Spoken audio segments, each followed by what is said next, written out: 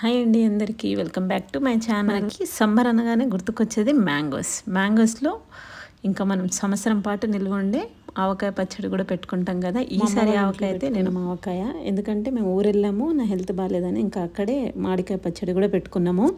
So మా అన్నయ్య మా హస్బెండ్ ఇద్దరు కలిసి అయితే పెట్టారనమాట. సో మ్యాంగో నీట్గా క్లీన్ చేసి మొత్తం కట్ చేసి వాళ్ళిద్దరే మొత్తం చేశారు ప్రాసెస్ అంతా.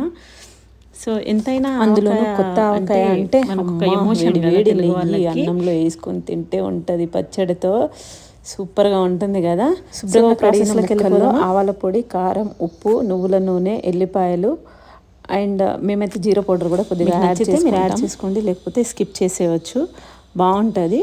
అది మొత్తం వేసుకున్న తర్వాత మంచిగా ముక్కలకి ఒక్కొక్కరు ఒక్కొక్క డిఫరెన్స్లో వేస్తారు కదా. మేమైతే నూనె వేడి చేసిన తర్వాత అందులో పోపు దినుసులు అవన్నీ వేసి అది చల్లగా అయిన తర్వాత అందులో యాడ్ చేస్తాం అన్నమాట. ఒక్కొక్కరు ఒక్కొక్క స్టైల్లో చేస్తారు కదా. మా స్టైల్ అయితే ఇది. ఎవ్రీ ఇయర్ ఇలానే పెడతాము. మాకు 6 months 1 year పాటు నిలువ ఉంటుంది. అంటే మేము ఇద్దరమే తింటాం కాబట్టి. ఈసారి మా పెద్దోడు కూడా ఆవకాయ తింటున్నాడు, వాడికి చాలా నచ్చింది. మా చిన్నప్పుడు అయితే ఆవకాయ అంటే అమ్మమ్మ ఇంటికి పోయి ఆవకాయ పెట్టుకోవాలి, అమ్మమ్మ ఇంట్లోనే ఉండేది కదా. చాలా ఎమోషన్ అప్పట్లో.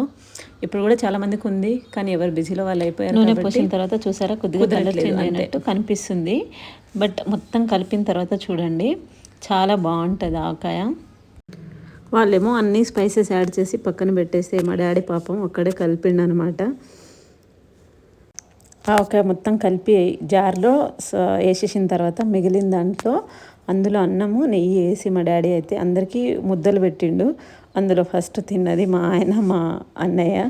దాని తర్వాత ఆ గిన్నె మొత్తం ఎత్తుకుపోయి తిన్నది అయితే మా పెద్దోడు. సో వీడియో మీకు నచ్చితే లైక్ చేయండి, షేర్ చేయండి, మన ఛానల్ని సబ్స్క్రైబ్ చేసుకోండి. Thank you for watching.